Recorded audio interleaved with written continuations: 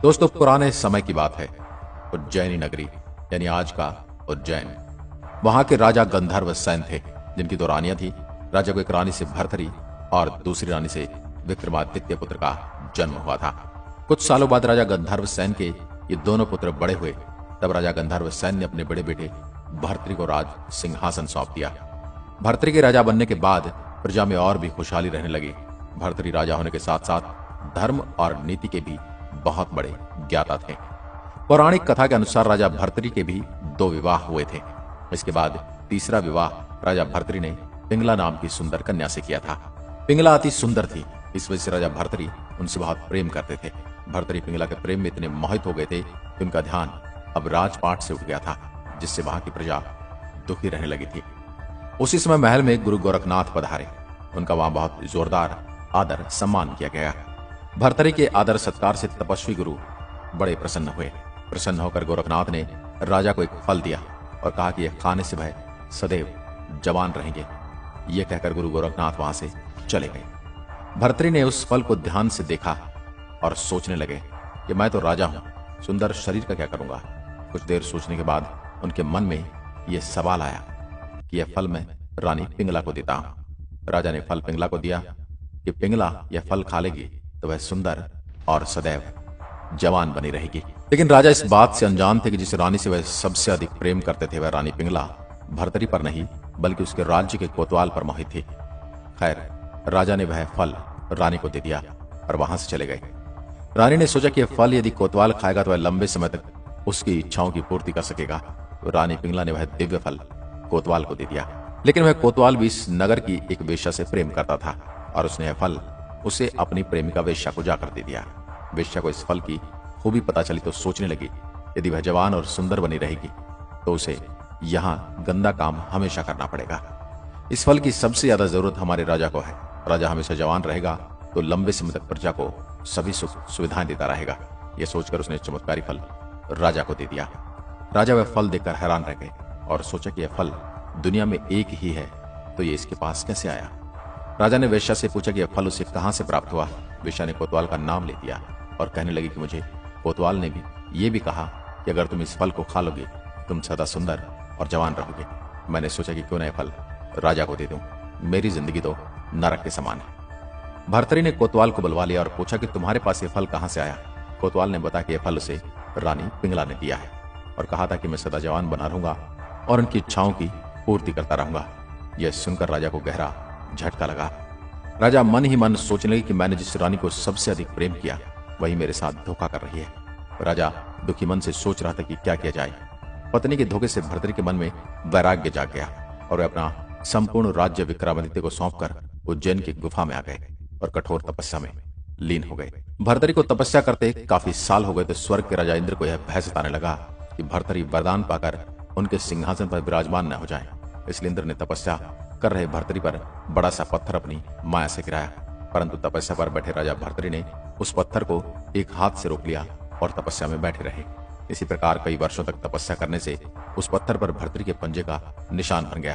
यह निशान आज भी भर्तरी की गुफा में राजा की प्रतिमा के ऊपर वाले पत्थर पर दिखाई देता है। यह पंजे का निशान काफी बड़ा है, जिसे देखकर सहज ही अंदाजा लगाया जा सकता है कि राजा भर्तरी की कदकाठी कितनी विशालकाय रही होगी। कई वर्षों के पश्चात जब राजा भर्तरी को ज्ञान की प्राप्ति हो गई तो वे गुरु गोरखनाथ के पास गए। उनसे अपना शिष्य बनाने की प्रार्थना करने लगे। राजा के बार बार विनती करने के बाद गुरु गोरखनाथ ने उन्हें अपना शिष्य बना लिया। लेकिन गुरु गोरखनाथ के अन्य चेलों के दिमाग में यह बात घूम रही थी कि गृहस्थ जीवन बिताने के बाद राजा की योगी की जिंदगी कैसे बिताएगा। यह बात जब उन्होंने गुरुजी को बताई तो गुरु गोरखनाथ कहने लगे, तुम चिंता मत करो, यह तुम सबसे बड़ा बैरागी बनेगा। यह बात सुनकर शिष्यों ने कहा, गुरुदेव हमें विश्वास नहीं हो रहा, आप ऐसा करें कि राजा भर्तरी की परीक्षा लीजिए। शिष्यों की बात सुनकर गुरुदेव ने कुछ देर सोचा और फिर बोले, शिष्यों मैं तुम्हारी शंका जरूर दूर करूंगा। उसके बाद राजा शिष्यों के साथ गुरु गोरखनाथ जी के आश्रम में रहने लगे। एक दिन की बात गुरु गोरखनाथ ने अपने शिष्यों से कहा कि भर्तरी ने राजा होकर भी काम, क्रोध, लोभ, मोह, अहंकार पर विजय पाली है। यह सुनकर सभी शिष्यों ने कहा, गुरुदेव ये कैसे संभव है, ये तो जन्म से ही राजमहल में पला बड़ा है। यह सुनकर गुरुदेव बोले, रुको, मैं इस बात का प्रमाण देता हूं। गुरुजी ने भर्तरी को अपने पास बुलाया और कहा, भर्तरी जाओ और जंगल में से खाना बनाने के लिए लकड़ी ले आओ। गुरु का आदेश पाते ही भर्तरी जंगल की ओर लकड़ियां लाने के लिए नंगे पांव चल पड़े। कुछ समय बाद वह गट्ठा अपने सर पर रखकर ले आए। ये देख गुरुजी अपने शिष्यों से कहा कि जाओ और भर्तरी के पीछे से धक्का मारो कि वो सारी लकड़ियां जमीन पर गिर जाएं। आदेश के अनुसार वे भर्तरी के पीछे गए और ऐसा धक्का मारा कि वह सिर पर रखी लकड़ियां जमीन पर गिर गई। भर्तरी जमीन पर गिरी लकड़ी को इकट्ठा करने लगे, न चेहरे पर शिकायत और न ही आंखों में क्रोध। ये देख गुरुजी ने अपने शिष्यों से कहा, देखो भर्तरी ने अपने क्रोध पर विजय प्राप्त कर ली है। शिष्यों ने कहा कि हम इस बात पर सहमत हैं, लेकिन राजा की और परीक्षा लीजिए। तभी गुरुजी ने योग शक्ति से एक महल बना दिया। उसमें सुंदर महिलाएं अनेक तरह के भोजन से भर्तरी का आदर सत्कार करने लगी, लेकिन भर्तरी का दिमाग, भर्तरी का मन अपने काम से काम रख रहा था। तभी गुरुजी बोले, देखो भर्तरी ने लोभ और काम दोनों जीत लिए हैं। परंतु शिष्यों ने कहा, गुरुदेव एक परीक्षा और लीजिए। इतने में भर्तरी लकड़ियों के साथ आश्रम में आ गए। तब गोरखनाथ जी ने भर्तरी से कहा, वत्स, वैरागी को पूर्ण रूप से प्राप्त करने के लिए तुम्हें मरुभूमि में 1 महीना नंगे पांव पैदल यात्रा करनी होगी। भर्तरी ने कहा, जो आज्ञा गुरुदेव, मैं ये काम आज से शुरू करता हूं। यह कर भर्तरी चलते हुए मरुभूमि में पहुंचे। उसमें वहां की जगह इतनी गर्म थी कि पैर रखो तो जल जाए। धीरे धीरे दिन बीतते चले गए। एक दिन गुरुजी अपने शिष्यों के साथ वहां आए। उन्होंने अपनी माया से वहां एक पेड़ उगा दिया। चलते चलते भर्तरी का पांव उस पेड़ की छाया में आ गया तो उन्हें वह छाया किसी अंगार से कम नहीं लगी। भर्तरी अपने पांव उस छाया से बचाकर फिर चल दिए। यह देख गुरु गोरखनाथ प्रसन्न हो गए, लेकिन परीक्षा भी बाकी थी। गुरुजी ने अपना वेश बदलकर भर्तरी के सामने गए और बोले कि आप इस जलती रेत में चल रहे हो, क्यों न इस पेड़ के नीचे कुछ देर आराम कर लिया जाए। भर्तरी ने कहा, नहीं, मैं अपने गुरु आज्ञा की अवहेलना नहीं कर सकता। फिर भर्तरी आगे बढ़ गए। इसके बाद गुरुजी ने माया से रास्ते में कटीली झाड़ियां पैदा कर दी, जिसकी वजह से भर्तरी के वस्त्र फट गए। गुरुजी ने माया से और तापमान बढ़ा दिया, लेकिन एक सच्चे शिष्य का संदेश देते हुए भर्तरी ने आह तक नहीं करी। कुछ देर बाद भर्तरी के सामने गुरु गोरखनाथ जी प्रकट हुए। भर्तरी ने अपने गुरु को प्रणाम किया।